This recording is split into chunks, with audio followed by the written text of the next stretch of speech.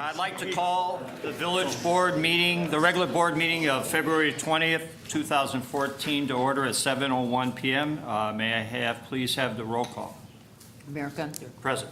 The clerk's here. Trustee Addington. Here. Trustee Barker. Here. Trustee Barry. Here. Trustee Nero. Here. Trustee Scott. Here. Trustee Seneca is absent tonight. Manager Searle. Here. Attorney Zemanak. Here. Assistant Manager May. Here. And a cast of thousands. And if I could please ask everybody to please rise and join me with the Pledge of Allegiance. I pledge allegiance to the flag of the United States of America and to the republic for which it stands, one nation under God, indivisible, with liberty and justice for all. And I'd like to welcome everybody, and at this time we go to open forum. Is there anybody who'd like to address the board during open forum? Seeing none, I'll move on to reports, and it's my honor tonight to, under the mayor report, is to Amen. yes, so the fire department awards, and I'd like to call Chief Weiss to the podium, and we can begin those awards. Thank you, Mayor. It's a privilege every year to be able to do things like this. And tonight we have a special life-saving award that we're going to present to a group of great individual paramedics and officers that deserve this award, and also our firefighter of the year. So I'd like to start with the life-saving award first, and I'd like to invite EMS Director Drolly to come to the podium. I also would like to invite Lieutenant John Barnacle, Firemedic Chris Gerlich, Firemedic Kathy Fugala, Firemedic Eric Klass, and Firemedic Daryl Parrish to come forward.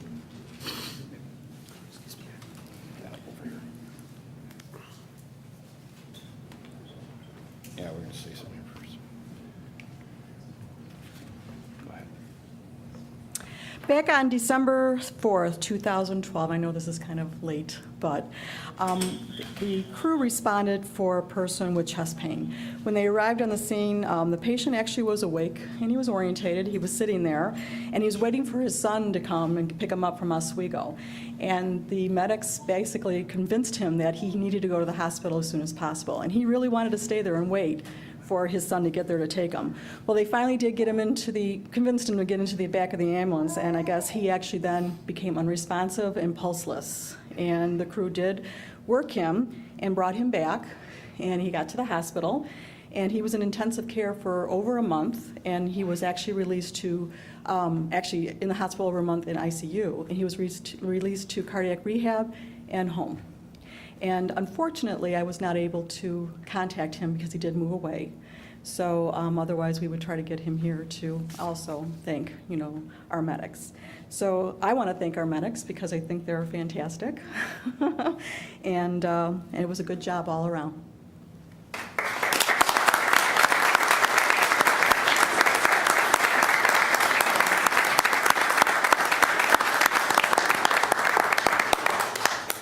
Real quick, I just want to read what the awards say. It's a life-saving award. Its certificate is awarded to Lieutenant John Barnacle and the rest of the medics that are here in recognition of outstanding emergency service provided in the saving of a human life on December 4th, 2012. Awarded this 20th day of February 2014 by Ron Gunther, Mayor, and myself as Fire Chief. Right down the line, right? I'll shake your hand first. Congratulations.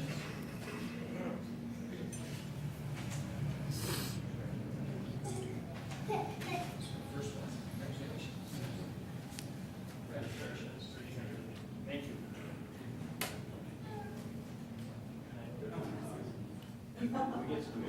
Get a group shot of everybody? Photo up.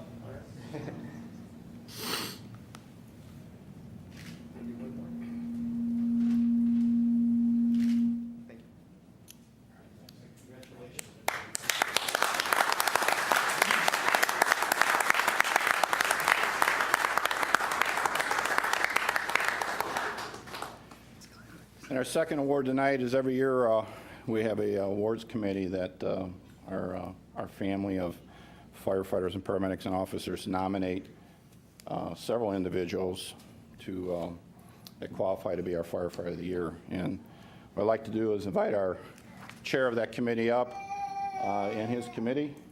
We got committee manager, and they're going to talk a little bit about how the committee operates, how they went about selecting this individual, and then we're going to call that individual up and present his award. Thank you. Rest of your committee. Committee members? Committee, please join me.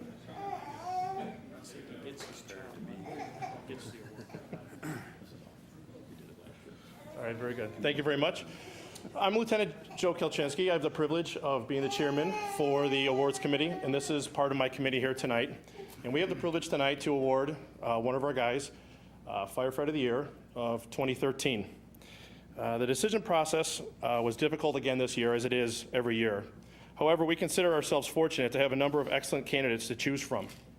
After a lengthy discussion about the many fine qualities of each candidate, one nominee is being awarded tonight.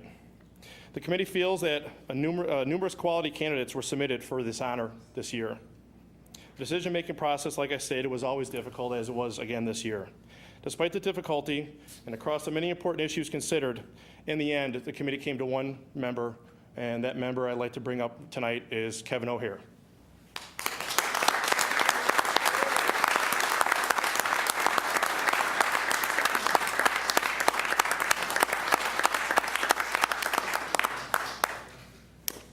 The members of the Westmont Fire Department Awards Committee believe the actions and accomplishments of Kevin O'Hare over the past year, as well as throughout his career, have shown him to be a fine example of much of what the Westmont Fire Department strives for their employees to be. Kevin is an intelligent, dedicated, and hardworking employee. Since joining our department in 2001, he has matured into a well-rounded, quality employee. In addition to his regular weekly hours, he often can be found helping extra personnel when needed. He also steps up frequently to assist in other areas such as vehicle and equipment maintenance, special projects, training, and president of our Firefighters Association. Through his humorous demeanor, Kevin constantly helps keep those around him in good spirits. When there is work to be done, he displays a very energetic, can-do attitude. Kevin displays a very strong work ethic and often leads by personal example. Always friendly and likable, Kevin has developed and maintained excellent working relationships with our personnel. The actions and accomplishments of Kevin O'Hare over the past year, as well as throughout his career here at Westmont Fire Department, are considerable and have shown him to be a fine example of much what of Westmont Fire Department strives for our employees to be like. Always helpful to the cause, his level of involvement and dedication of time and service to our department speak for themselves. Our department personnel would be well served to consider Kevin O'Hare among their role models for our future. So on behalf of Chief Weiss, the Westmont Fire Department Awards Committee, I'd like to award Kevin O'Hare 2013 Employee of the Year.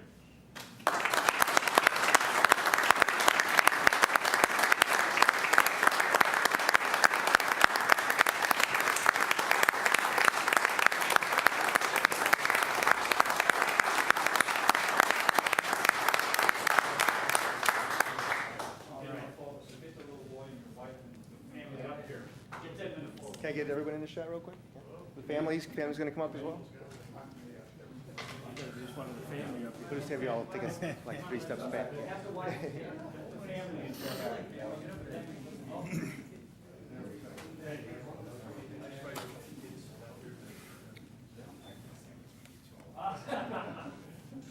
Very good. All right, ready? Maybe one more.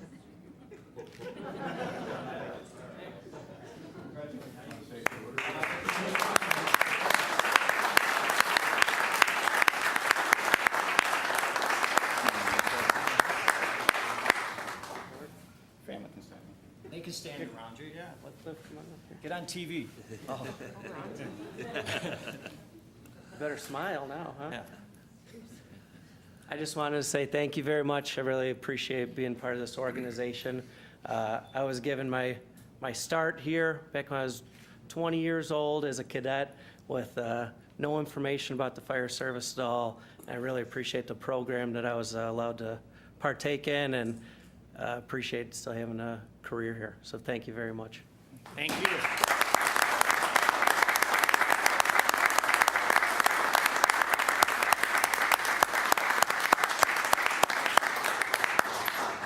Mayor, while we got the podium yet, I just want to tell you this is a great showing tonight by our family, and I don't, or the village don't thank them enough, but I just want to say thanks to all our employees that we have. They're very dedicated employees to our residents, community, and the department of the village, so They certainly are. thank you.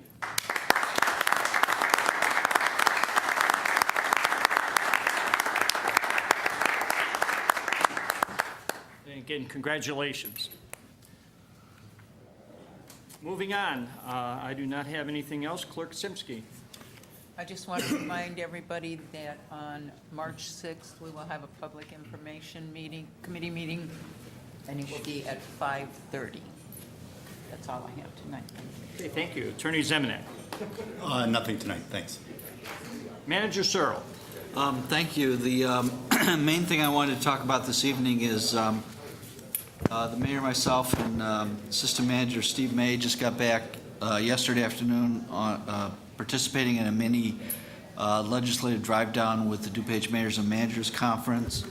It's a little bit different format than what they've done in the past, where they've tried to group, particularly since there's so many new, inexperienced mayors in the county, small groups of mayors with, more experienced mayors that have been down and talked with the legislators, and try to do this on a more frequent basis during the legislative session to get down there and remind them of our legislative agenda. We did have a meeting about a month and a half ago. It was our annual legislative program where all the local legislators were invited while they were up here in DuPage County to hear a presentation on our legislative agenda. As the board knows, you approved that legislative action plan or program that DuPage Mayors and Managers Conference comes out annually, and we use that as guidance when we look at different pieces of legislation.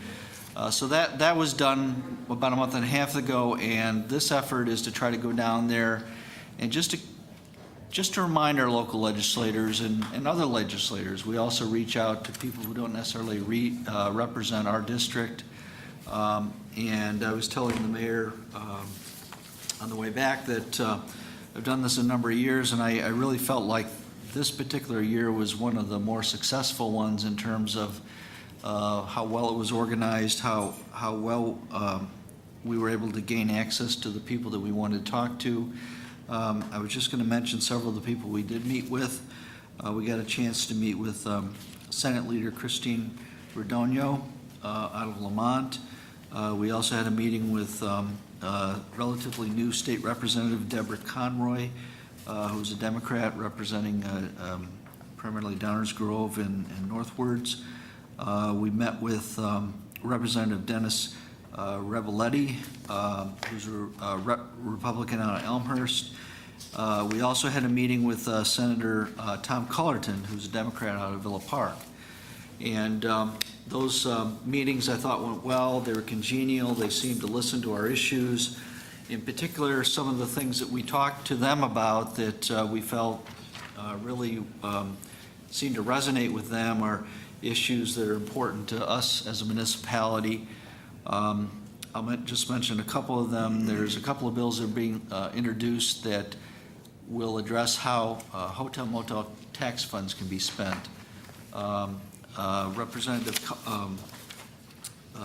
Senator Cullerton has introduced a bill that would allow 50% or more of the hotel motel tax revenue to be spent on the traditional definition of overnight stay, and the balance of that could be spent on other things in the general fund. We also spoke to Representative, and I forgot to mention Representative Fortner, who used to be a mayor of West Chicago. We met with him, and he's also introducing another bill that would actually allow for the expenditure hotel motel tax funds on capital projects that would support the more traditional definition. So in other words, if you had roads and other public works improvements that would relate to the hotels and motels in your community, that you would be in a position to be able to spend money on that type of project as well. Some of the other things that we talked to them about included the wireless 911 surcharge, which is a very critical issue, not just to Westmont, but to DuPage County. That program sunsets this year, and it is how we're funding our ETSB program, our Emergency Telephone Systems Board, and our new StarCom system. And it looks like hopefully that's going to get renewed this year. We did talk about some of our other priorities. We didn't really get the sense that one of our major priorities, which of course continues to be public safety pensions, is probably going to get addressed very soon. But again, we were able to have a good, meaningful conversation with them as to why that's important to us and to municipalities across DuPage County. There are several more of these drive-downs that are scheduled, these small group drive-downs.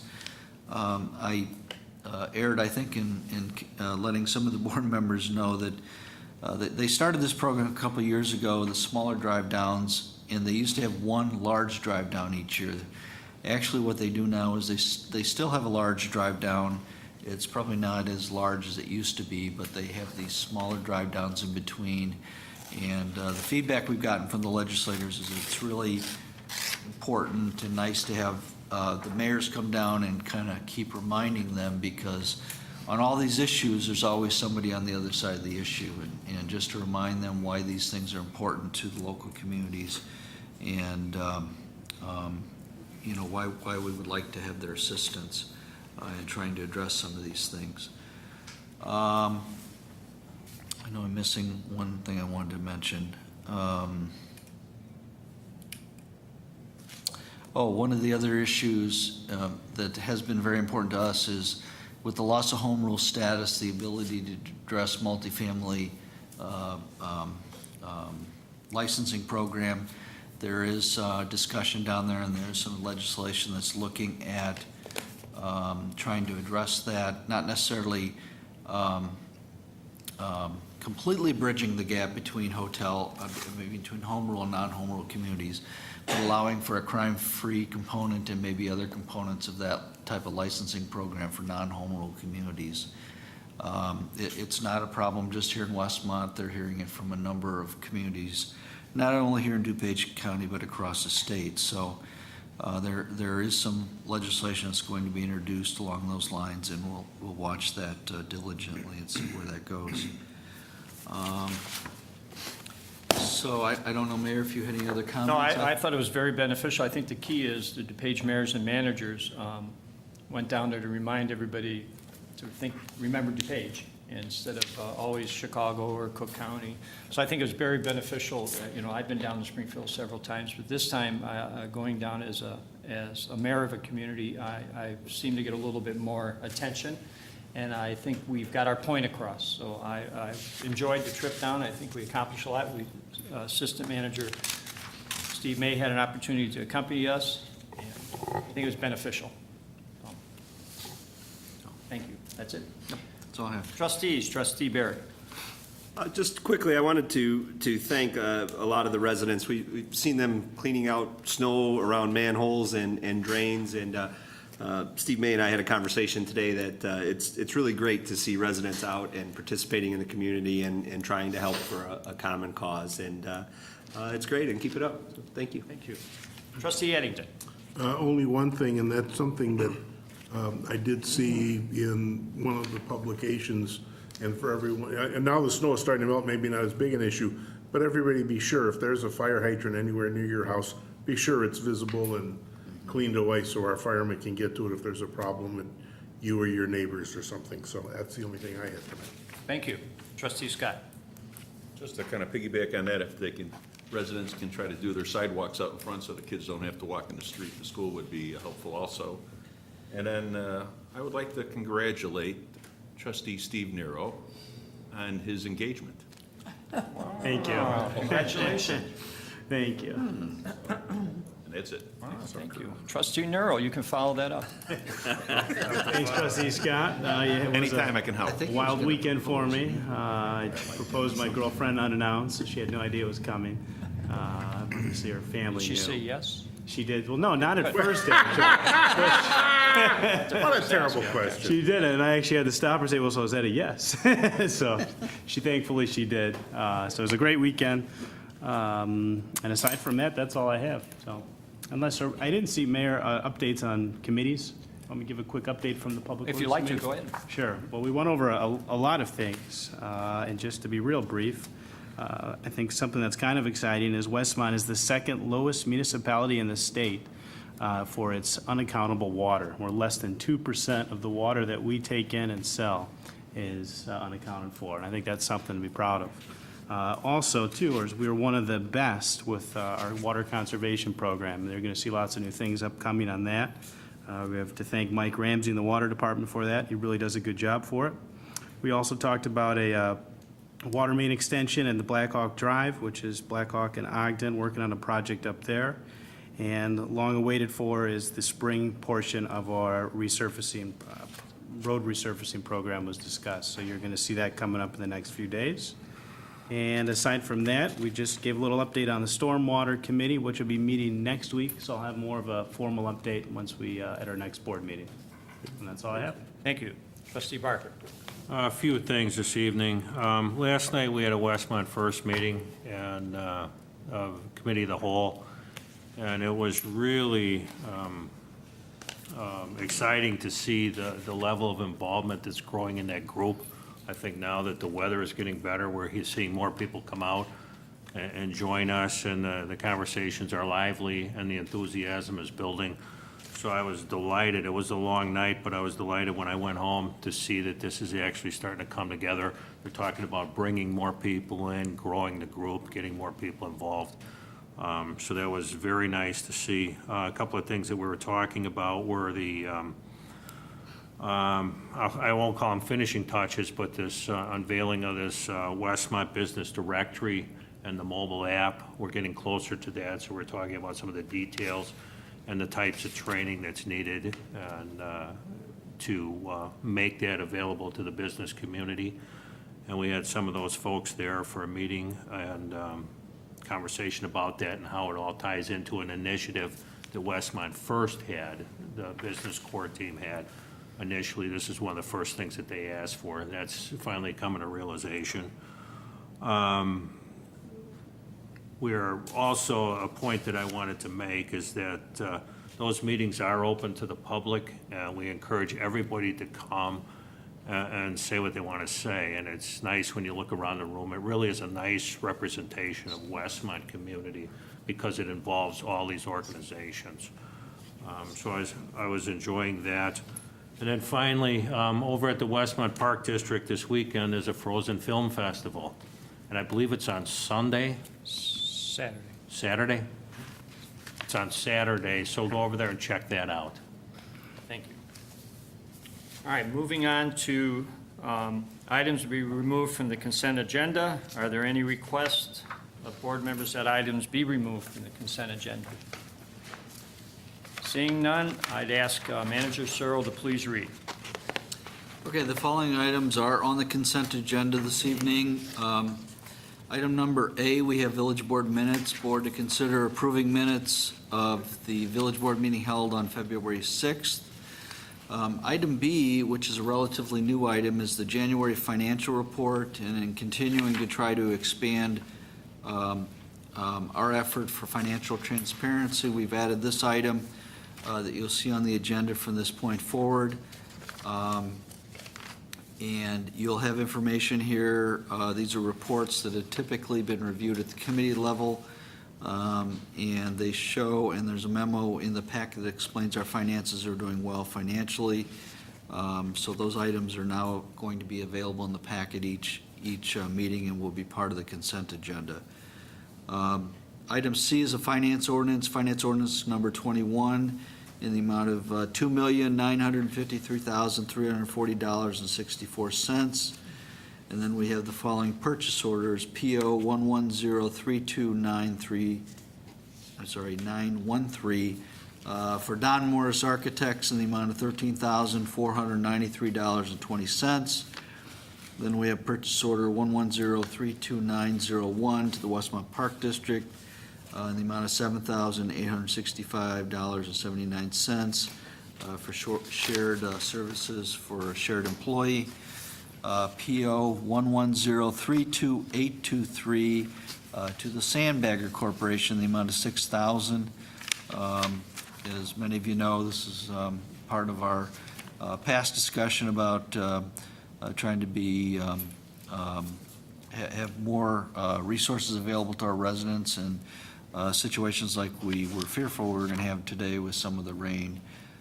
So that's on the agenda. PO 110-32748 to Atlas Bobcat in the amount of $5,856. The final purchase order is PO 110-32865 to Remy's Auto Body, which has to do with repair to damage to a squad vehicle, and that is reimbursed through insurance. The total amount of purchase orders on the finance ordinance then is $2,992,251.47. The next item we have under the consent agenda is under the heading of community events. We have the 2014 Taste of Westmont. There's nothing that has changed from last year. Just for the benefit of the public, I'll go through the bullet points that are being considered. There's a carnival amusement fee waiver, a liquor license fee waiver for 2 locations, issuance of the sound amplification license and live entertainment requests for all 4 days, street closures for all 4 days of the event outlined in the permit request, temporary one-way traffic plan. There's also a geographic description that's attached, and a plan regarding safety cones and barriers at alleys on Irving, West Cass, and permission to use traffic safety devices to ensure safe crossing at certain pedestrian areas. And for the public's information, this year's event will be July 10th, 11th, 12th, 13th. And that is, those are all the items we have under the consent agenda. I have a motion to approve as read. So moved, Scott. Second, Nero. Motion's been moved and seconded. On the question, anybody in the audience have a question? When will we get that sandbag machine? You know, I have not investigated the delivery time. Would have been nice this morning, but I was just gonna the manager said thankfully we've, and with that, we were very uneventful today, so we were grateful for the rate. We've Our manually rate filled them today. up in the past. We've got Yeah. some, yeah. And part of the asset of this device is that it only requires one person can help themselves, so it's essentially a hopper that's elevated, and then you can, fill your own. And you envision residents using it, or does it always have to be? Well, right now, anytime we've made sandbags available, it has been, since 100% of the staff is essentially working the same event and they're out in the field, they have access to, sand and the empty bags at the street division lot, and as many as they want to fill, they're permitted to have. But we rarely pre-build them, except the ones that we use like on barricades and such. So this makes it easier to help yourself, as well as we've got the ability to deploy it if we ever wanted to use it, in a spot usage somewhere else hopefully never, but, if there was a. It's portable, you can Yeah. move it. Okay. Any other questions? Seeing none, have a roll call, please. Trustee Scott. Yes. Trustee Barry. Yes. Trustee Addington. Yes. Trustee Nero. Yes. Trustee Barker. Yes. Moving on to unfinished business. Amendment to ordinance number 14-12, The board to consider an ordinance to amend ordinance number 14-12 to clarify compensation to village trustees and the Planning and Zoning Commission to reflect current practices. Manager Searle. Okay, there are really two items to this, and this is to amend the recently approved ordinance 1412. We consider them to be housekeeping. The first one is to make sure that what is stated in the ordinance is what the current practice has been, which has not been to compensate for special meetings for the village trustees. The other piece of that was to, well, recently we entered into an not an intergovernmental agreement, an independent contractor agreement to provide secretarial services for the Planning and Zoning Commission. And the ordinance has historically provided separate additional compensation for that, so there's really no need for that to be stated in the ordinance, so that we would clean that up and remove that.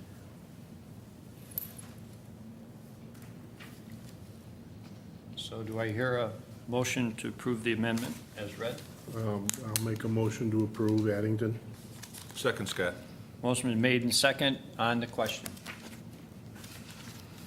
Anybody in the audience? No trustee, seeing none, roll call, please. Trustee Addington. Yes. Trustee Barry. Yes. Trustee Scott. Yes. Trustee Barker. Yes. Trustee Nero. Yes.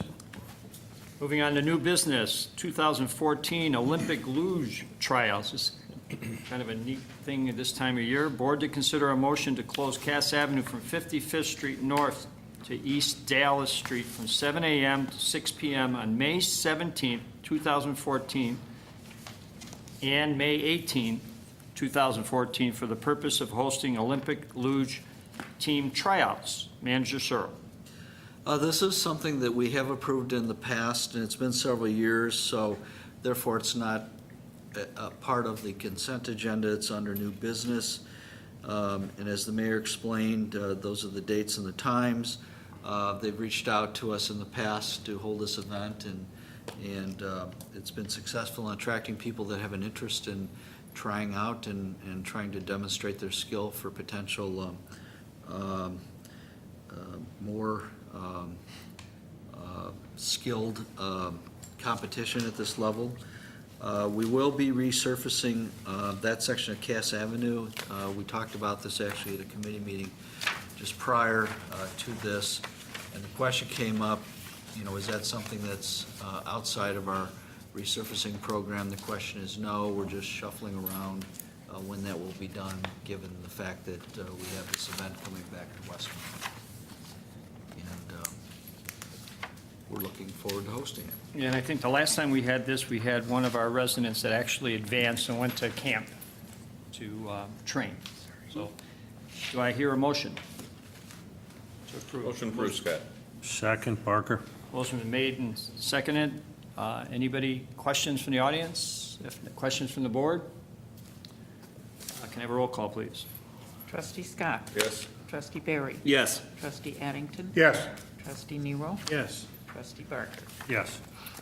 New Business B, 2014 Westmont Street Fair.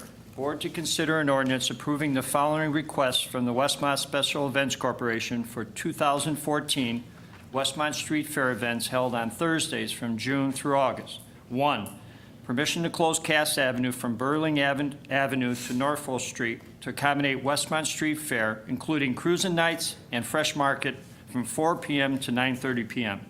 2, restrict parking in the Cass Avenue and Irving Street parking lot next to Tunes to accommodate classic car parking only from 4:30 p.m. to 9:30 p.m. on each night of the event.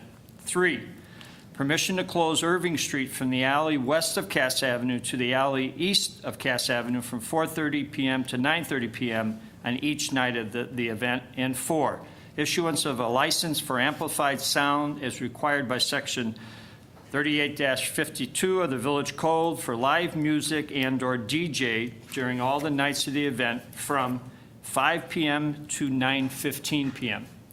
Manager Searle. Again, this is something that has been done here in the village before, but because there are some changes, it's not included in the consent agenda. This is the 19th year for Cruisin' Nights, the 3rd year for the Fresh Market. The entire street fair will be from 5 to 9 p.m. The events will be on Thursdays from June through August in downtown Westmont. The Westmont Special Events Corporation will be the host, and volunteers from that corporation will work closely with staff. And if hotel motel tax funds are available, Westmont Special Events has indicated an interest in applying for some funds to assist with the promotion of bringing guests to our community with the intent of encouraging overnight stay. This is something that has been, this event has been reviewed by police, fire, public works, and media relations, and we're recommending approval. Do I have a motion? Addington, so moved. Second, Nero. Motion's been made and seconded to approve as presented. On the question? Anybody well, go trustees. I don't know if anybody in the audience, I'm giving an opportunity. Seeing none, I can then go to trustee Barry. And Larry, you can stay seated. I don't want you to, but my question is just if Larry Forsberg and the business community has been, again, informed that this situation was going to be ongoing and so forth? Westmont Special Events has been to every DWBA meeting probably for the past 6 months, and it's always on the agenda. And so it's absolutely discussed at the DWBA meetings that this is an ongoing event. And as people who have been involved with this event in years past know that there maybe has been not overwhelming support. There's been a little bit of back and forth with some of the business community. That has completely changed with last year's success. We were averaging over 1,000 people and over 100 cars on a nightly basis for the second half of the event. And at this point, we expect it to grow considerably. We've already reached out to a number of car clubs who have already committed to bring their entire clubs to certain nights of the event. So the event is going to grow. The businesses have really begun to embrace this, and we're looking for another great year. Actually, the best year ever. Good weather, if we have good weather. Well, thank you, Larry, and thank you for all the work on it. No problem. Matter of fact, Larry and I have talked on one of the nights, once the dates are set, we're actually going to bring the Lions buses out and try to do a little bit of hearing testing, eye testing, and diabetes testing. So that'll all be free to the public. All So that free, may be yeah. one of the, okay. And Larry, on the screen, you're showing the area for the, Correct. That's the layout. As you recall, last year, when we first came before you for approvals, we were just going from Burlington to Irving. But right away, within a few weeks, we realized we're going to need 2 full blocks. We got permission to go the 2 full blocks, but this year, we're certain we're going to start out with that. And so be the 2 full blocks. Another thing that's slightly different, the market, which was down here on the far south end of the layout, is going to move here to either east or west Irving. And that's also where our special activities are going to occur. That way, classic car parking will be on Cass Avenue for the entire length. And then that's also going to help with egress as classic cars exit. There won't be any backing up and trying to get out. It'll just be driving straight through and exiting southbound there, which is going to be much safer for everybody involved. One other thing to point out is location of the bands. Last year, moved around a couple times and ended up being in front of Knights of Columbus. This year, it might go across the street to the west side of the street, approximately right in front of Potbelly. And the main reason is because the sun was coming right down on those bands for 3 hours straight. And on those hottest nights, it was pretty painful for them. So we've had conversations with the businesses as well as the Knights of Columbus. They're both welcoming of that idea. and I think you mentioned it, but the one thing we're going to do is completely keep the parking lot on Burlington open every night. We will of the not event. utilize that parking lot at all. For police and fire nights, we will be on Cass Avenue, and it's going to be That'll wonderful. be available for public parking. Absolutely.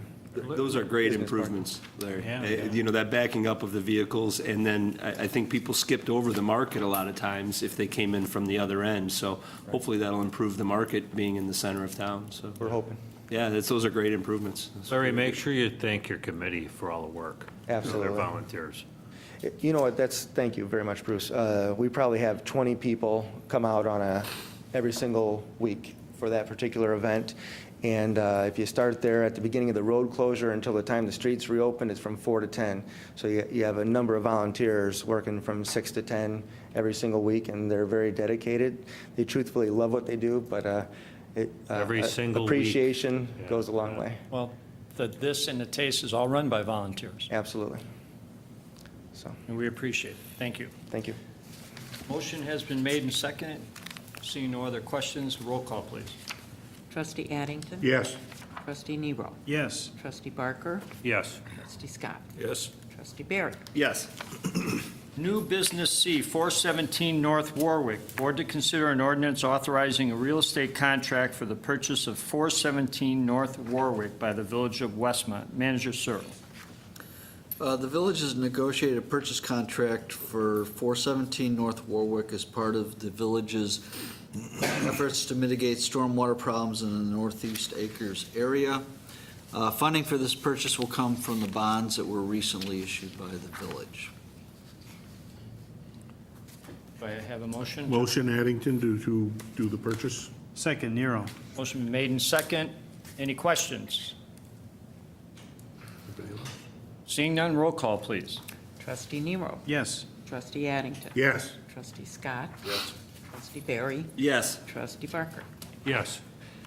New Business D, zoning code text amendment. Board to consider an ordinance approving a text amendment to the zoning code to update regulations for A-frame signs in the B2 General Business District. Manager Searle. Text amendment was prompted by a recommendation from the Building and Zoning Committee at their meeting back in January 23rd. The A-frame signs that would be part of this text amendment would be allowed now with this text amendment in the B2 district with similar requirements to what already exists for the B1 district. This text amendment was introduced to the Planning and Zoning Commission back at their meeting on February 12th and received input and very positive feedback. And the commission made a unanimous positive recommendation with several improvements to the text. And in your packet, there was some updated proposed language attached.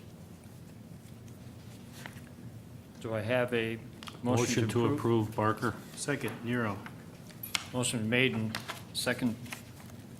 Any questions? Seeing none, roll call, please. Trustee Barker? Yes. Trustee Nero? Yes. Trustee Addington? Yes. Trustee Barry? Yes. Trustee Scott? Yes. New Business E, construction fence text amendment. Board to consider an ordinance approving a text amendment to the municipal code to require perimeter safety fences to be 6 feet in height and chain link with a locking gate. Manager Searle. This particular item was discussed a couple of times before the Building and Zoning Committee back in October, and then more recently in January. The recommendation was to update requirements for construction sites to have a chain link perimeter fencing rather than snow fencing, to be more secure and act as more of a deterrent to trespassing.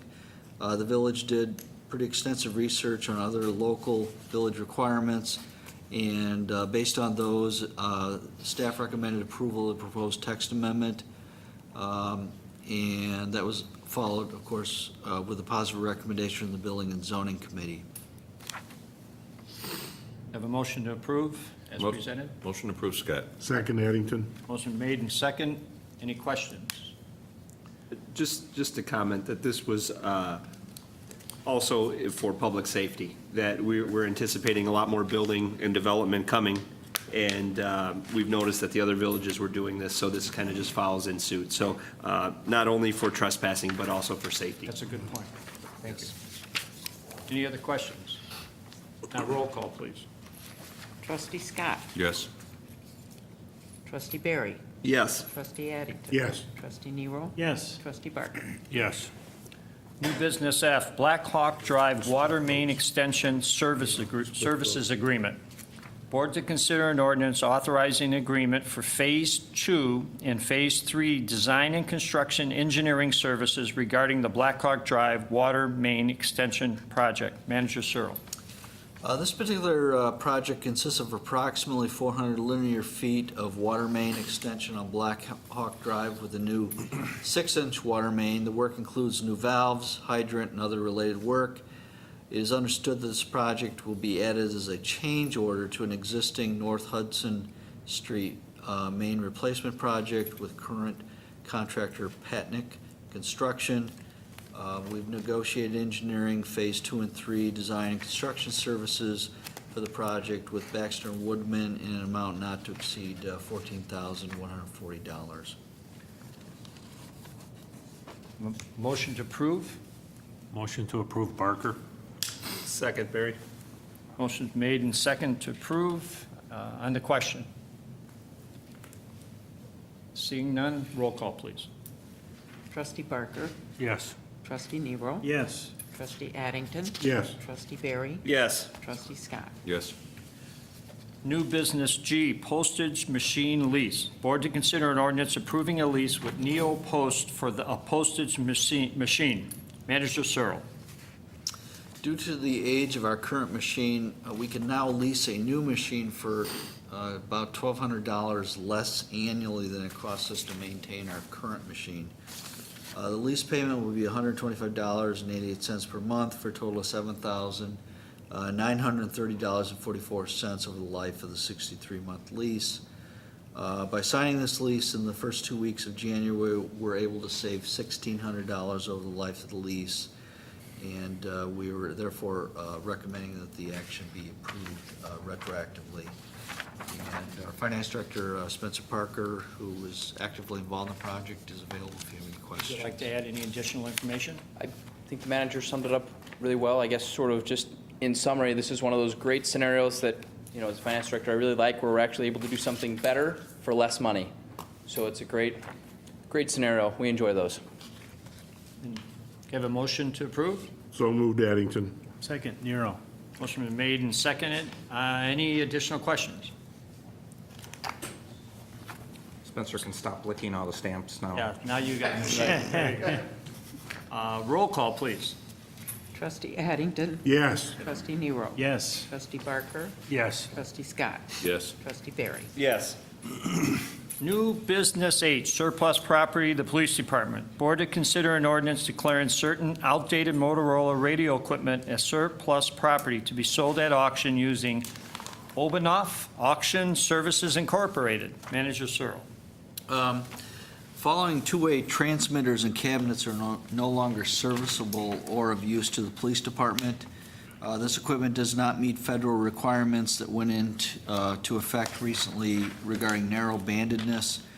Therefore, we're recommending that these items be placed up for auction.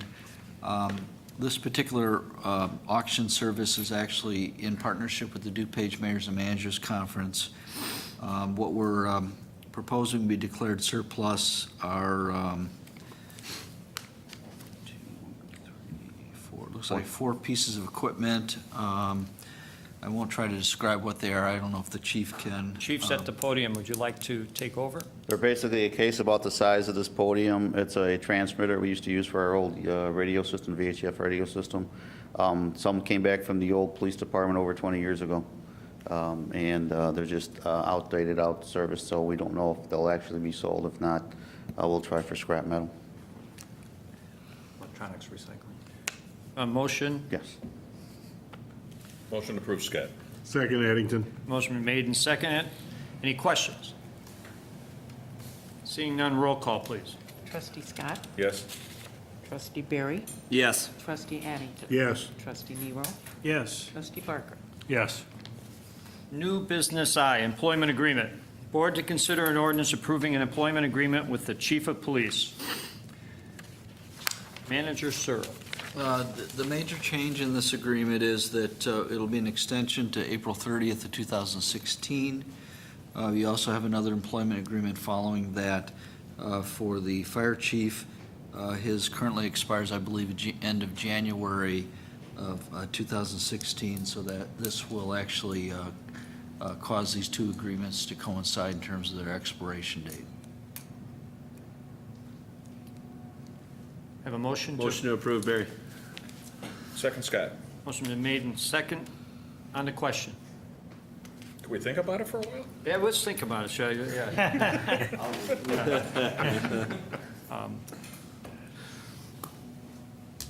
There's no other questions. Roll call, please. Trustee Barry. Yes. Trustee Scott. Yes. Trustee Addington. Yes. Trustee Nero. Yes. Trustee Barker. Yes. New business J, employment agreement. Board to consider an ordinance approving an employment agreement with the fire chief. Manager Searle. Well, as I said a couple of moments ago, I was going to say something else. so. we're essentially, I don't have a whole lot more to say other than we're essentially changing the ending term of that agreement to coincide with the police chief's agreement. And I think the key is that it's going to also coincide with the end of the fiscal year. Correct. So if there's any changes, it would fall in place with May 1 of a new fiscal year. That's true. So, Motion to approve, Barry.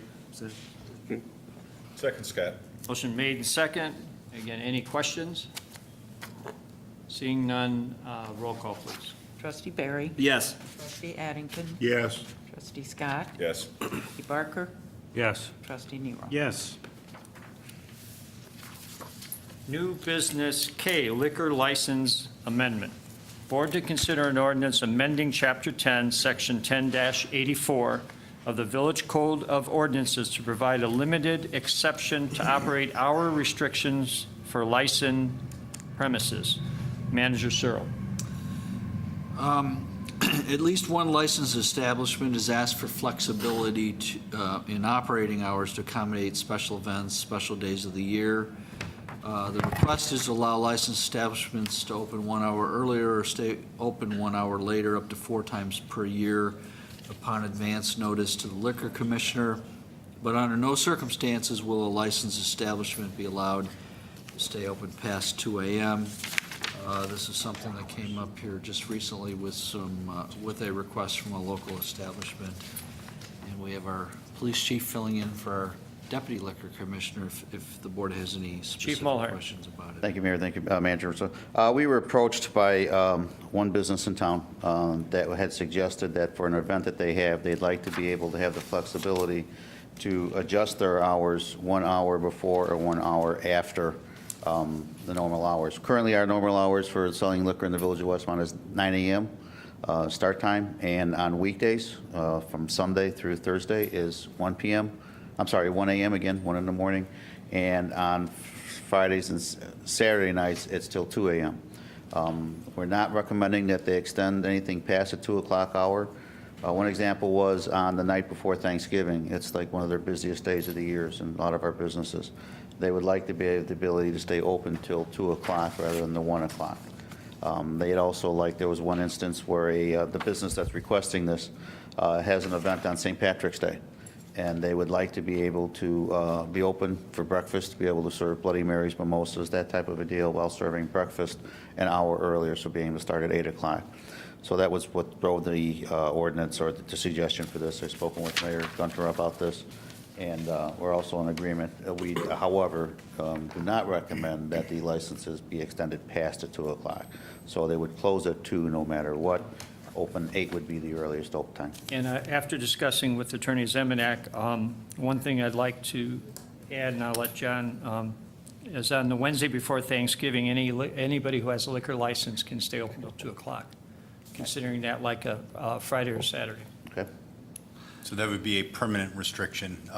The way the ordinance is drafted right now, it only applies to restaurants who serve prepared foods and pay the tax to the village for places of eating tax, and to hotels.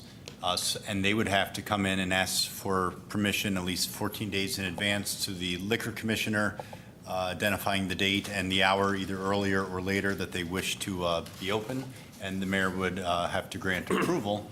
And the reasons he could deny approval are if there's a history of liquor license violations at that establishment, and he doesn't feel it's warranted based on that history.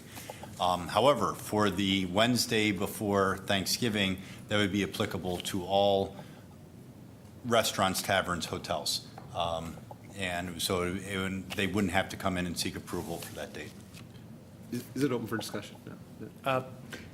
There was one other request as well, too, and that was the request by another business person to, currently our ordinances do not allow anyone on a licensed premises. That's the next item. Yeah. I'm sorry. We actually have that as an agenda item. I thought they were together. Usually, since this is an amendment, usually I ask for a motion, but I'll ask trustee Barry if you've got a question. Yeah, I guess one thing that, again, reading in here versus what you sent us earlier, John, that it only includes the food serving establishments. To me, it's, as you bring up St. Patty's Day and these other events that could fall on weekdays, to me, it's a little discriminatory against the people that pay licenses for the liquor only. You know, why wouldn't we have those businesses the ability to apply 4 times a year if, like, Tim Walsh has food, but if an Olympic event, St. Patty's Day, that Wednesday, a band, whatever the situation, I guess is my question of why are we discriminatory against those particular? I think the only reason would be that those are actually kind of grandfathered, I believe, that right now, if you applied for a new liquor license and didn't serve food, you couldn't, there's no category for that. Is there?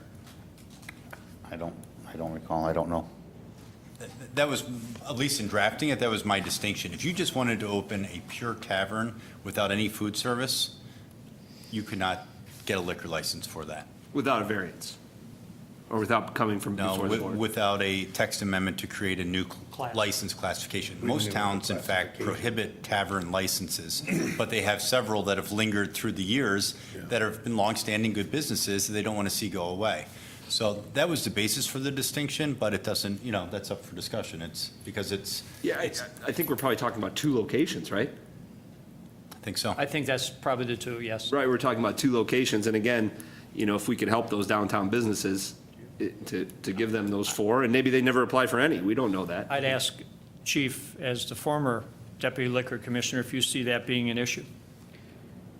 No, I don't. I believe there would probably only be 2 businesses. Yep. 2 that I would think it would be the Uptown and the Potbelly Pub. The only other thing was, this is only for over-the-counter sales for alcohol consumed on the premises, not for package sales. Yes. So that would not be for the convenience or other stores. So, And- I mean, for 2, I think I if you're don't have going to a offer. problem as the Liquor Commissioner with the advice of the attorney to include every holder. And keep in mind, too, that you've already written into this new amendment, a no vote by you as liquor commissioner if we've got a problem with any of these locations. Yep. So, yeah, I think that was a good point that. And that's what Deputy Chief Gunther does do, or Deputy Liquor Commissioner Gunther. He informs the mayor's only if we have problems, if we were to have a fight in the bar, or if we have any other instances at the bar, he keeps the mayor up to date on those as well, and those would be used in his consideration for granting the waiver. And, you know, this is certainly a right of the board with every single ordinance, but I put it in the ordinance that you retain the right to review the implementation of this ordinance and amend it as necessary. So maybe in 6 to 12 months, Chief, there can be a report back how it's going. That's the other recommendation we would have, is that, as we did with the BYOB license, it was in front of the board every 6 months, then to a year.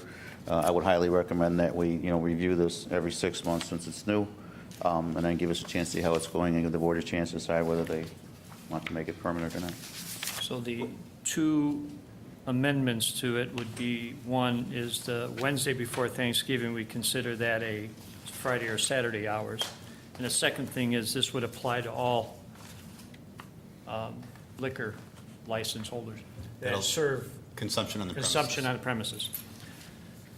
So do I have a motion to, Motion to approve, Scott. Yes, excuse me, do you have to put the part in about the review? Because I think the review is a good idea. Yeah, so right now, it just gives you the discretion to have a review. If you want the ordinance to specify a 6-month review or 12-month review, we can certainly add that specific time frame. Yeah, because right now it says it's just reviewed and amended as needed. Yeah, I say yes. 12 months. You want to, Like to see 12 months? Sure, why not? Okay. no one seconded it, so just- you amend your motion to I'll amend the include motion to 12 months? And just one other further comment, we experimented earlier with the cruising nights. And I think as we're seeing the downtown improve, we're seeing those troubled businesses that we've had in the past also improve. And again, if there's no problems, things are improving, why wouldn't we give those opportunities? We're seeing a completely different clientele in our Absolutely. downtown businesses than we have in years past. And again, we have a motion to approve of the three amendments to second it. Now you can talk. Now, is there, well, that's all right, I let him talk. Is there any additional comments? Mayor, if I Again, could before. yes. The one business kind of dovetails into the next agenda item, but they're looking that if this were to pass tonight, would they be able to ask for the extra hour, use one of their 4 events this weekend, basically waive the 14-day requirement?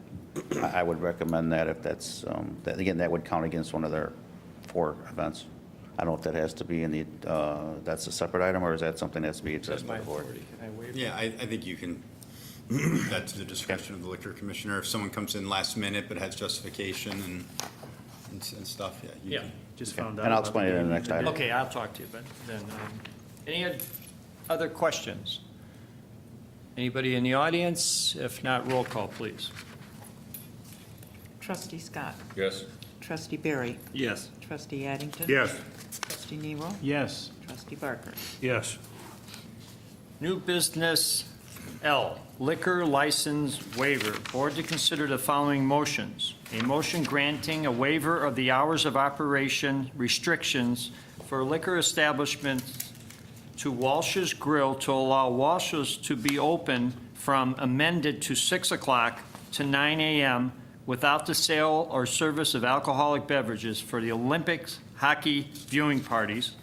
And 2, a motion authorizing the local liquor commissioner to grant identical waivers with the same restrictions to other local liquor establishments upon request. Manager Searle. Again, as we alluded to, Chapter 10 of the Code of Ordinances does not allow patrons inside of liquor establishments when such establishments are not authorized to sell liquor, typically 1 a.m. or 2 a.m. to 9 a.m.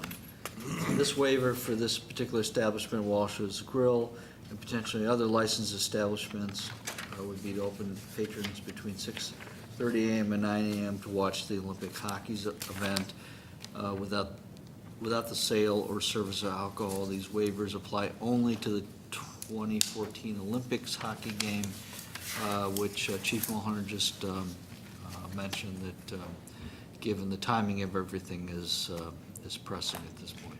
Chief.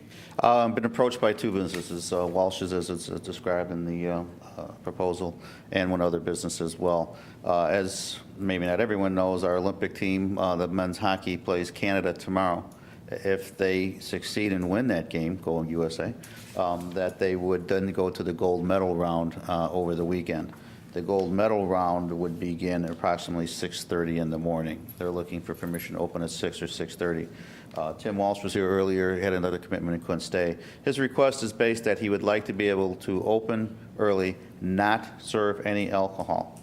This would just be for patrons to be able to come. He'd have breakfast food, he'd have juice and coffee available for them, just to allow his customers the opportunity to come, be in one place, watch the game, and enjoy it together. Another business also was inquiring the same thing, to see if they decide that they wish to open, they aren't 100% sure they want to or not, they would also like to be able to do this. If, however, the USA team does not beat Canada, then the game would be, bronze medal game would be played on Saturday at 9 o'clock, and that would be business as usual for both businesses. May open a little earlier, but. Correct. So Tim is looking for, to be able to, and other businesses, I'm sure, once they learn of this, be able to offer it without the alcohol. As Manager Searle explained, our ordinance does not allow anyone on the premise of a liquor license establishment to be on the premises after the hours of serving liquor. So again, we're talking 9 o'clock. They cannot be there before 9 a.m., and they cannot be there after 1 o'clock or 2 o'clock, whatever is applicable for the closing time. And we would monitor that as well. If this were to pass, we'll have officers stop and do spot checks during the morning hours to ensure that no alcohol is being sold. And what, just to point out with the previous motion that we approved, anytime they extend it earlier than 9 o'clock per our ordinance, there's no alcohol, sale of alcohol. Correct. And, So- but Tim was also here earlier now with the other pass, curious if he could use his one of his 4 early events, if it does end up to be on Sunday for the gold medal round.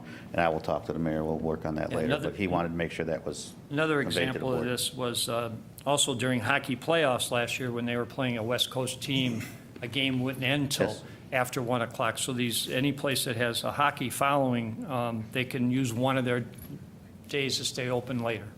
And this is just another way for us to be able to support our businesses anywhere throughout the village. It's a better way that they're struggling in the economy still. They aren't back to 100% where they were several years ago. They come with ideas of being able to see if the board and the village can support them and keeping their customer base. And I totally agree that this is a great idea.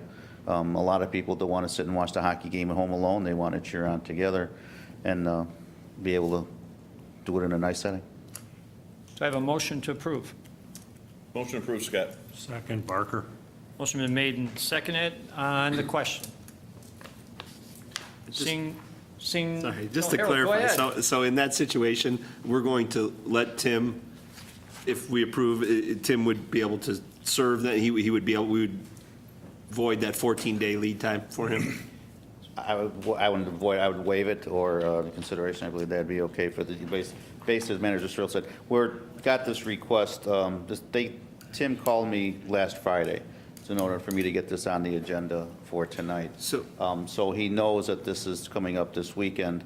We normally would not waive the 14-day requirement. It gives us a chance to put things in place for the Deputy Liquor Commissioner to talk to the mayor and make sure that things are approved, and so we can have officers do spot checks.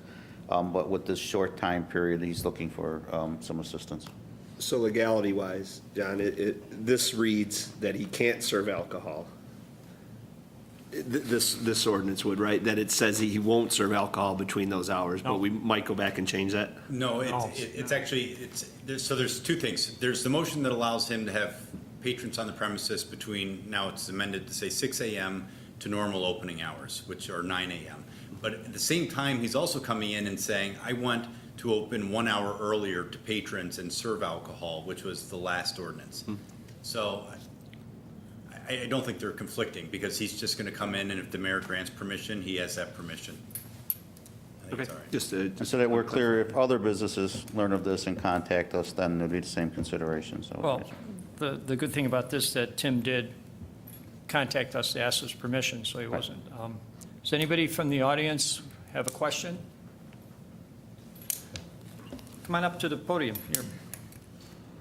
Can you please specify, you said the name of the pub was Walsh's. Yes.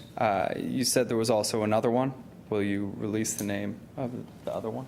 Sure. I've spoken to, it's Tracy Valerio, DJ's Sports Bar. She was the business requesting the extra hour. However, in my conversation with her yesterday, she's reevaluating it and may not request it this time. However, she was very interested in getting the Wednesday before Thanksgiving. Okay. So she would also, and Tracy is just like Tim Walsh's. They are usually open for lunch and have a lunch and dinner. However, she's willing to go to a breakfast menu if this is what her customers want. But she wasn't sure if she was going to do this. I have to talk to her tomorrow. Okay. Could I have your name, sir? I'm sorry. I'm sorry. I'm Alex Soulier. I'm the new editor of Westmont Suburban Life. Okay, thank you. That's my fault. Inexperience. I'm supposed to have whoever comes to the podium give their name for the records. First time. All right. Yeah, but this is my first time running a meeting. How long do I can use that? For a year, and then I can't make You get 1 mistakes. year. Okay. Honeymoon's over. All right, there has been a motion been made and second to approve with the one amendment to 6 a.m. Have a roll call, please. Trustee Scott. Yes. Trustee Barry. Yes. Trustee Addington. Yes. Trustee Nero. Yes. Trustee Barker. Yes. Thank you. Thank you, Mayor. New business M, property conveyance intergovernmental agreement. Board to approve an ordinance acting on an amended property conveyance intergovernmental agreement with the Westmont Park District. Manager Searle. On February 12th, the Westmont Park Board approved an amended property conveyance agreement to include 2 additional parcels. We're asking that the board act to include those in this agreement. We've had this agreement in place for a number of years. I was looking for the original. 1988. 1988. The revised edition. So this would be an amendment to that agreement that we've had in place for several decades. And Bob Fleck, Superintendent of Parks and Planning, is here to give a little brief description of what we're talking about and how long this has gone back, these properties. Am I here as a Park District employee or village employee? Combo. You're here Combo. because you're astute. You approve that PO so you can be either. That's great. Well, over the years, we've had a long-standing, wonderful relationship between the Park District and the village. We share properties, we share services, equipment, manpower, and this is just another example of that. Back in the 70s, when some of the property donations that came online for open space, whether it was village or Park District, combined efforts and entered into an intergovernmental agreement where the Park District maintains the open space, takes care of the property, the village handles stormwater type issues, infrastructure, pipes, catch basins. And over the years, we've added to those. We've acquired additional land and open space, and this is just another opportunity where we're coming back, revisiting it, and updating all the properties that are part of this intergovernmental agreement. So in that information I prepared for you, it's open space, retention, detention areas, and all the parcels that we share and have this common interest in are cited on that exhibit. And I think what kind of prompted this is we realized that one of the parcels was never transferred, the title, over to the park. And this original agreement was in the early 80s that was reversed, where the village owned the properties and we had a usage agreement. The village in 88 decided it would be better if the park owned it, but yet the village maintained the water rights or the water responsibility. So this just cleans it up and amends it so that all the parcels are reflected on it. And I think all the parcels are detention parcels except for, I think, the Twin Lakes Woods, which we jointly purchased in the early 90s. And that is the only one where the Park District is not the primary Yes. owner of the Co-owners property. with, We undivided jointly own interest. that 50/50. That makes sense. Do I have a motion? Motion approved, Scott. Second, Addington. Motion been made and approved. Any additional questions? Any comments, audience? If not, roll call, please. Trustee Scott. Yes. Trustee Barry. Yes. Trustee Addington. Yes. Trustee Nero. Yes. Trustee Barker. Yes. New business and resolution of support for the park grant application. Board to consider a resolution supporting the Westmont Park District in their application for a park grant through the Department of Natural Resources. Manager Searle. The Westmont Park District is applying for a park grant, which stands for Park and Recreational Facility Construction Act. It was passed several years ago by the state to enable the building of a fine arts building at Tywarner Park. This multipurpose building has been part of the master plan of the park, awaiting funds to complete it. We have prepared a resolution, and I'd be happy to read that if that's the pleasure of the board.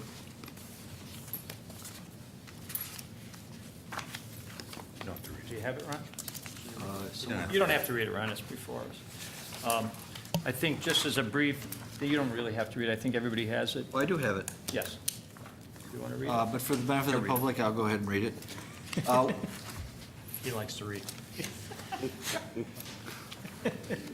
Whereas the Village of Westmont is a municipal corporation duly organized and operating pursuant to the laws of the state of Illinois, and whereas the Westmont Park District is an essential public organization to the Village of Westmont, providing parks, open space, recreational programming, arts programming, and other activities and events that promote the health, well-being, and welfare of the citizens of Westmont, and whereas the Village of Westmont and the Westmont Park District have long supported each other's causes and partnered together in a variety of projects, events, an undertaking for the public welfare, and whereas the Westmont Park District owned and has developed Ty Warner Park in Westmont into a first-class award-winning public park that is the jewel of the village of Westmont, and whereas the Westmont Park District proposes to construct a multi-purpose community arts center at Ty Warner Park, which will provide athletic and exercise programming, arts programming, senior programming, youth programming,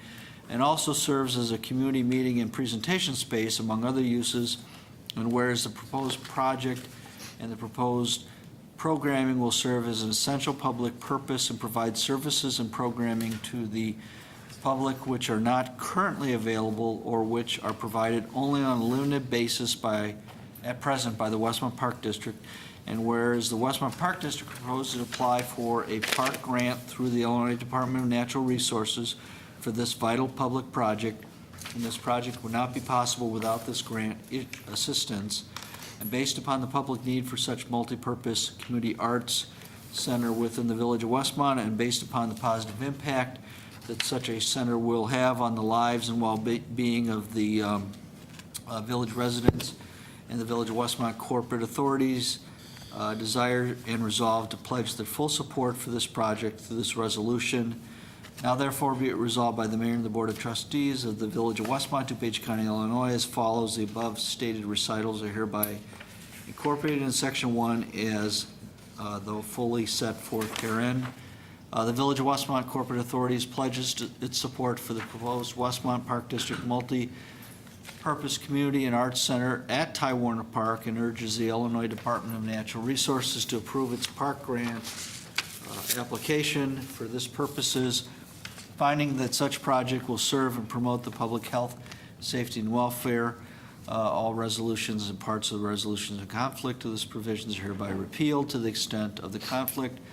This resolution shall be in full force and effect after its passage and approval and publication as provided by law. Passed and approved by the mayor and board of trustees the 20th day of February 2014. And I just want to add that I believe this is part of the master plan. It is. And I think Bob Fleck is here from the Park District, and I think just to comment on this, this is more, one of the requirements that the state asked us to do is to present this to bodies, different community groups, as well as its support, I think, and Bob will explain. And I think this is nothing new. This has been done through the years, not only for the park, but for various other organizations. So Bob's got a presentation before the board votes on this, and I think just to educate what the park's trying to do. If you'll oblige us, we'd like to give you a presentation that we just gave at a public hearing as part of this process. And I'd like to thank you for the resolution. They haven't voted on it yet. I haven't voted on it yet, but I'm thanking you because I'm confident it will pass, especially after you see this. Very well written, and the community support is critical to the process that we're about to explain to you. And hopefully this next phase that we're about to embark on. These are extremely exciting times again at the Park District.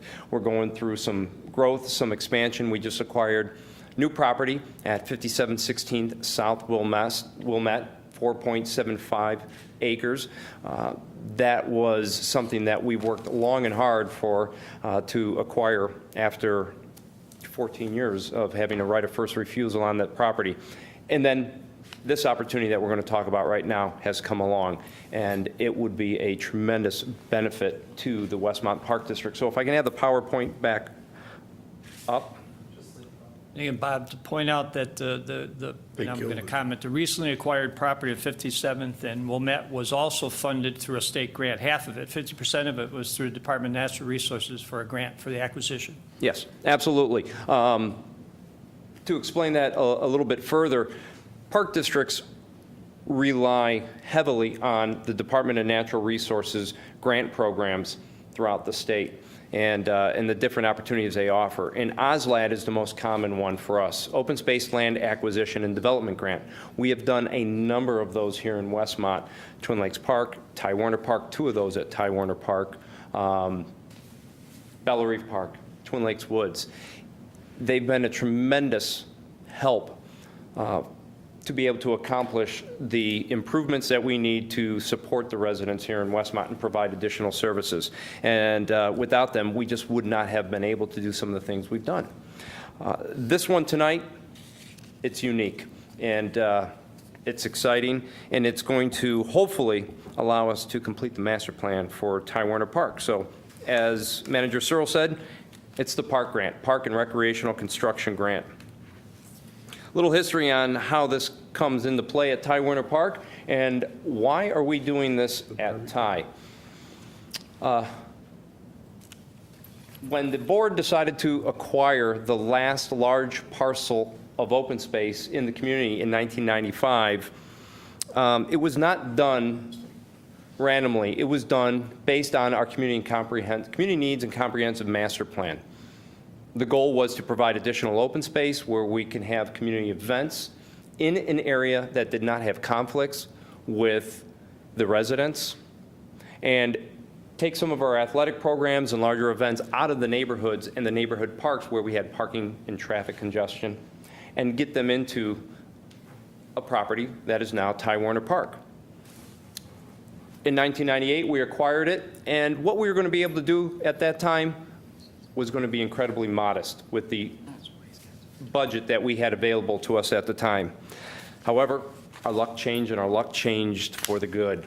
We received a call, as you all know, from Ty Warner, and with his generous donation, we were able to complete virtually everything we had in mind for that park at one time.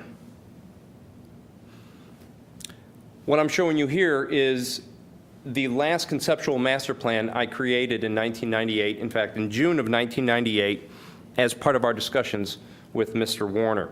And if you look at this and you're familiar with the park, you're going to see, wow, most of the elements, that is where they sit today. This is what we've provided for in the park. But there's something significant about this, and I'm going to zero in on it. It's a 200 by 200 outlot. What is the outlot?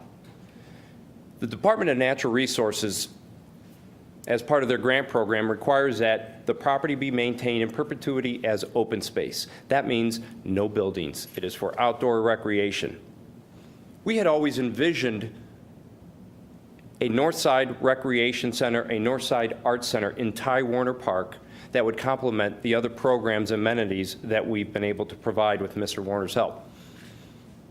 So, in our agreement with the Department of Natural Resources, we created this outlot, as you see, back in June of 1998 to accommodate such a building. The only difference now is that outlot has been modified slightly by moving it just a bit to the southeast of where it is shown in this picture. After this was done, that is what you see today. That is the final master plan for Ty Warner Park. And when you visit it, you will see all these amenities and enjoy all these amenities at the park. The only difference from this plan, the future pool site on the park no longer exists. In 2005, that was moved across the street to what we call Ty South. We put so many wonderful amenities on this park, and it is so popular, it could not accommodate a future pool site. It had to be moved. The outlot still remains. Then, this past January, when we were at the Illinois Association of Park Districts and Illinois Park and Rec Association State Conference in Chicago, we had a guest that came and spoke to us. That guest was Governor Quinn, and he made the announcement of the second and final phase of the park grants. The park grant is to build brick and mortar type recreational projects for indoor recreation. How is this going to work? How are they funding it? They're going to make available $25 million through the sale of bonds. Right off the top, $5 million is dedicated to the city of Chicago, $1 to $2 million for economically disadvantaged communities, and the remaining $18 to $19 million, the lion's share, will be fought for amongst communities like Westmont throughout the state of Illinois. Here's what's significant about it and why it's so appealing to us and we're so excited about this. The grant will provide 75% of the project costs up to a maximum of $2.5 million. That's an incredible amount of money, and we truly feel we have the need, we have the justification, and we are looking for the community support. What does this do for us? It helps us complete the master plan for Ty Warner Park. And again, we can do this for 75 cents on the dollar. Now, what does that mean for the community of Westmont and the Westmont Park District's budget? Right now, we are looking at a $3.3 million project. $2.475 million would be awarded as a 75% cost match from the state of Illinois. That means $825,000 would be out of the Westmont Park District's budget. Of that $825,000, $600,000 would be available from our non-referendum bonding authority, and the remaining $225,000 would be from our general operating budget. And none of this would impact the existing tax base for the residents of Westmont.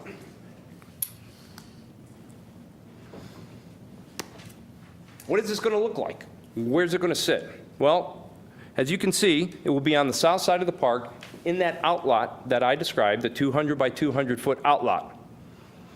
If you're not aware, when we acquired this property, there used to be a road down the middle of it called Willow Oak Drive. The village board graciously vacated that to eliminate 2 acres of right-of-way and road so we can have a contiguous 36-acre complex. That curb cut for Willow Oak Drive still exists. We would come off that curb cut to a new parking lot that would have excellent access to the building. Overflow parking would come out of the existing parking lot on Ty proper with sidewalk access.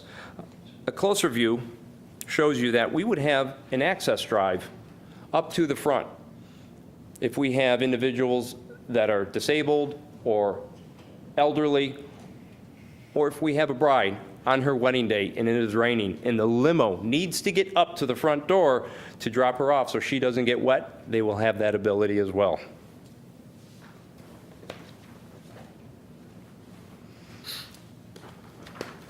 Now, as I mentioned, this is the second half of the park grant. 3 years ago, it was done before. So we have been looking at this for some time. Williams Architects created these concept plans for us. They are a very capable firm who specialize in municipal and recreation type projects.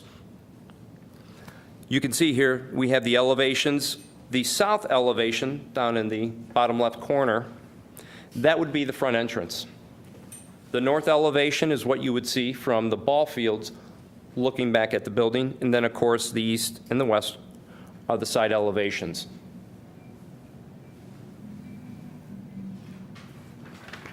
Conceptual building design. What are we talking about creating here? What's it going to look like? We definitely want to build upon Ty Warner Park's design theme of sustainable development. We have the prairies, the wetlands. Why are those there? They're there to reduce the maintenance on the property, reduce cost, and create a sustainable environment that treats rainwater as a natural resource, not a hazardous waste. We want to incorporate green initiatives and sustainable design practices into the building's design. We want to look for renewable energy opportunities, low-flow plumbing, recycled materials, the terrace on the north side of the building, permeable pavers to, again, allow groundwater infiltration of rainwater.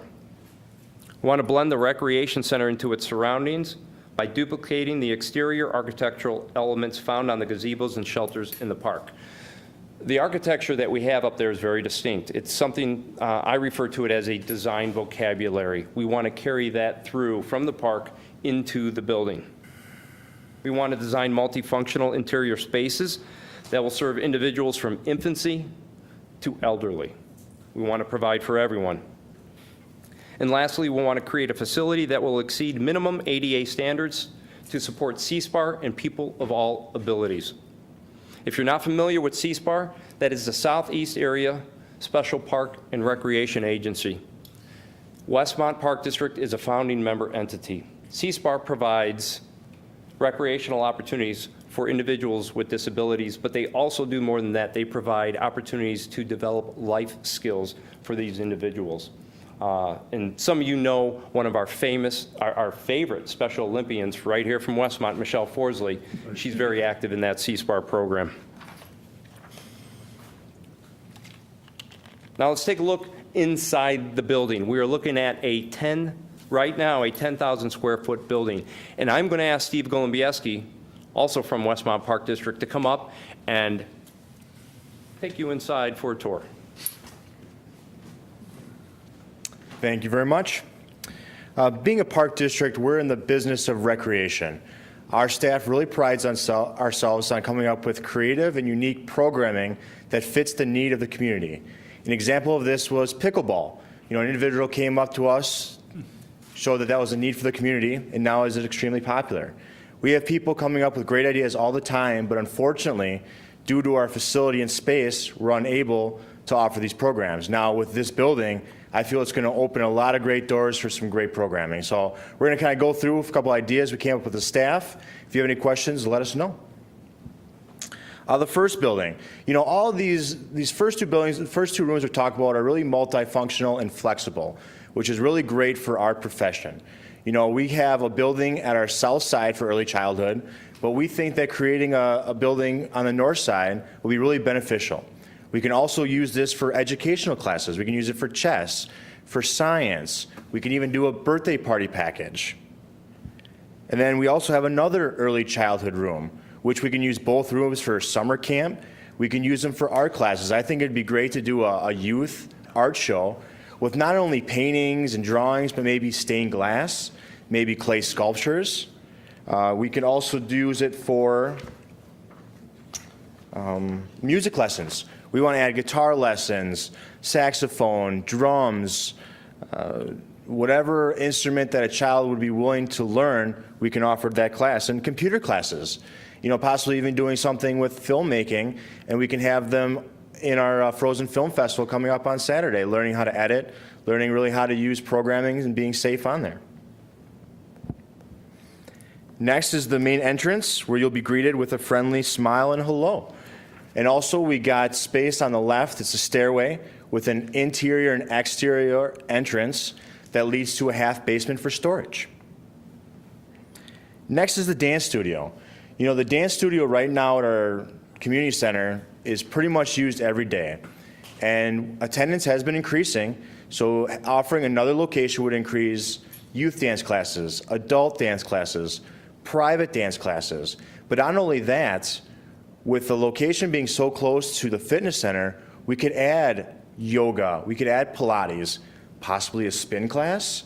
Who knows, with the storage right there, we can store the bikes right in that area and pull them in and out. Personal training, really use that room for not only dance classes, but fitness classes, and a healthy experience all around. Next is the storage and loading area. This would be really great, especially for our theater group, loading in set pieces for props. If we have banquets, they can bring in any supplies. Having that area would make it real easy and really accessible for any large group that's coming in. Next is our large multi-purpose, which is a real showcase room. Unfortunately, there's a lot of times when we are being asked to host an event, and due to space, we cannot do it. And with this room, this would really open the door to, the schools that are doing a banquet, possibly weddings, possibly the village Christmas party. Who knows? We can do the Rotary, the Lions Club, and that room sections off so we can do different programs in that very large space. And it's ceiling to floor glass, which overlooks one of the most beautiful parks in the western suburbs, Ty Warner. And a nice sunny day, you can't beat that view. Next, the performance stage. A big help is our Progressive Village Performing Network really has trouble finding space to perform. We have a performance coming up here in April, Arsenic and Old Lace, and we have to go to Westview School District, which they're great, they're very accommodating. We have to go to the high school, but we're really on their schedule. By having a stage and space to rehearse, that really opened the door to do a schedule that's really available for our actors. We won't be bumping into the junior high, the high school. We could also do our dance recitals. We could do musical performances, and we can do award presentations. Next is our kitchen. You know, the kitchen gives us the opportunity to do weddings, to do banquets. They can bring their food in there. It will be all health code up to standards. We can even do adult or youth cooking classes. Next would be the outdoor terrace. I think it'd be a beautiful sight to sit out there on a nice breezy day, possibly maybe even VIP seating for village dignitaries on 4th of July. It will overlook, like I said, the beautiful Ty Warner Park District, and it's all open and available. And now I'm going to have Bob finish it up. Thank you very much.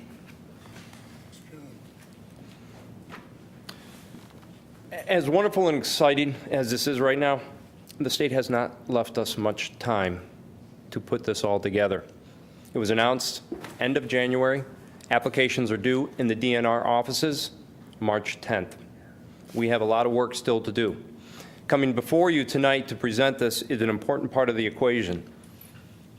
One of the things I do want to share and get the word out on is an online survey. With Joel Hyman and Larry McIntyre from the village, we were able to put this together in a matter of a couple days. This is critical for us to show the DNR that the community support and justification is there. So we are urging everyone in the community to go on and take this survey, which takes less than 5 minutes, to build support for this project. Without that support, we may not be able to receive this wonderful grant award. So we have created a domain name, www.wpdsurvey.org. It will also have a link through the Park District website. So please get the word out. Ask your neighbors, ask your friends, other community organizations to go on and take this survey. We will be keeping this up and available to the public through March 4th. At that time, we have to take it down so we can compile all our information and include it in the grant application. And we're going to have one more public hearing at the Park District during the day for those individuals that have more available time during the day. February 27th in the administrative offices, Linden Room at 2 p.m. if you're interested to see this presentation one more time or ask any other questions. So I thank you for this opportunity to come present this to you and the rest of the public tonight, and we welcome any questions that you may have. Bob, one of the keys here is this is a very, very competitive grant, that there's going to be communities throughout the state applying for it, and we're just hoping, without it, we're not going to be able to build this building. So we're hoping that Westmont could get their share of this money. We feel it's a great project for this community, and we're looking, I think part of the grant requirement is that you seek support. From Senator Dillard wrote a letter, Representative Belloc, school district, the service clubs, just saying that they feel this is a good project for the community. And that's basically tonight is that here to ask the village to answer questions and then to support this. Letter from the Lions Club. Lions Club too, yep. We're looking for the community because this is going to serve the entire community. And it's the last Is the piece. survey enough support then with the numbers that you get, or do you want individual letters from residents? Individual, everything is helpful. It's very competitive, so everything's helpful when they review the grant. So could there be online also I don't want to say a standardized form or letterhead, but something where they could sit there and sign it and have a place where to mail it to? That's a great idea. As long as you got them on the survey, when I sit there, if you want to write that letter, Yes. you can download it and then Print it, sign it. sign it, and send it. Yes, I think that's a great idea. That's an absolutely great idea. I know other organizations do that, and, you know, just put your title on there and so forth, and, again, I think we'd get more input. We need to do one. Yeah, I think what we're requesting is that all the service clubs, if they feel they're supporting this, and I think one of the requirements by the Department of Natural Resources is that we reach out to the community, and they had a presentation tonight at the park, they had it here, hopefully cable TV, the residents will see it, we're doing it on our website. So I think we're reaching out in a short period of time that we have to get this message across to the community. We applied for this year and a half ago, Three- 2 years three- ago, 3 years ago. Almost, Wow. yeah. And we were not 2011. fortunate to be one of the ones they selected for the first 25 million. We were told by grant administration staff that our project was well-received and scored well. Apparently not well enough. We are putting in that extra effort, going that extra mile to get the word out, to build the community support, update our master plan, any information that we can provide that is going to help show the need, the justification. And one of the things that we have to stress to them too is without this, this project will not happen. There are communities, no doubt, there are communities out there that will be submitting for this grant who already have a project funded. They're going to build it no matter what. We are not one of those communities, and we have to get that point across to them. Well, I think by just telling them it's going to cost them a quarter on a dollar. Yeah, we're just To trying to get get that our building. share. Yes. I have a motion to approve the resolution as So read. moved by Addington. Second, Scott. Motion's been made and seconded. Any questions? Audience, anybody have a question? Board, again, this is just a resolution of support. Anybody, Yeah, Joe or? this says March 10th. You get the approval, you have it done for the barbecue? Wouldn't that be nice? This is a year from now, you will just be hearing if you get it. Yeah. You know, It takes that long. Commissioner Addington, Trustee Addington. Same Trustee difference. Addington, used to saying commissioner. Yeah, Think about it, if this project were to happen, we're able to construct it at the barbecue competition, you won't need a tent anymore for the judges. Oh, I'm way ahead of you. Yeah, I know, you're already thinking. But again, reality is that Or an this, office. we didn't even hear about this till next year.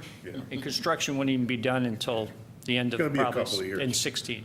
Right, But, this, you know, this could we- be 2-3 years in the making. Yeah. You guys have talked about this for a long time.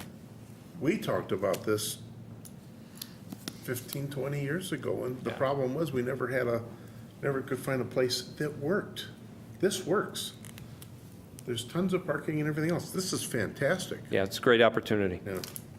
Any additional questions, comments? Joe, come on up and say who you are and record.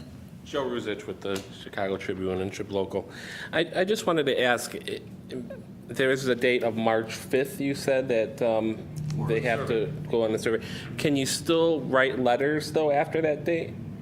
Because We could have letters that are still written to us, but by March 7th, I have to have everything in place to FedEx this overnight to Springfield to be there Monday morning, March 10th. Okay. You can't email the letters No. later than that? No, after March 10th, they will very not sh- accept any information. All right. Thank So you. individually mailed letters, though, have to be there before by that time frame from residents. Right. We, Do you want if them sent to residents you, want or to do you want mail them a sent letter direct? to us, we need it in the Park District office, We're putting. no it later than back. March 6th. Okay. So you want all the letters sent to you, Yes. not down to Springfield? No. Send them to me, and then we would include them in our packet. Okay. So then, between Larry and Glenn, are you planning, the next move would possibly to do that form letter that would be downloadable on the survey website, or, We'll start on that tomorrow. and then Yeah. that way the residents could just Yeah. print that out and put their Yes. information and? Between our staff, Joel and Larry and Glenn, it's incredible how quickly they're able to put this together for us and in a very excellent professional fashion. I'm amazed at how quickly we put the survey together, and that will be live tomorrow morning. And it It's a just very as- impressive presentation. It's very And just impressive. this presentation alone is critical to their rating system, just to have this public. So, any additional questions? Seeing none, can I have a roll call, please? Trustee Addington. Yes. Trustee Barry. Yes. Trustee Scott. Yes. Trustee Barker. Yes. Trustee Nero. Yes. Thank you all very much. Thank you. Thank you. Agenda item 10, miscellaneous. Do we have any other additional, everybody looks at any? Trustee Barry, nothing? Nothing tonight? can't Any believe trustees have a? That was his middle name. Yeah. If I do not have any miscellaneous information, we do not have an executive session tonight. I'll entertain a motion to adjourn. Motion to adjourn Addington. Second, Scott. Motion If I permit everyone to made stay. and seconded to adjourn. Roll call, please. Trustee Addington. Yes. Trustee Barry. Yes. Trustee Scott. Yes. Trustee Barker. Yes. Trustee Nebo. Yes, very good. Meeting adjourned at 8:45. Thank you.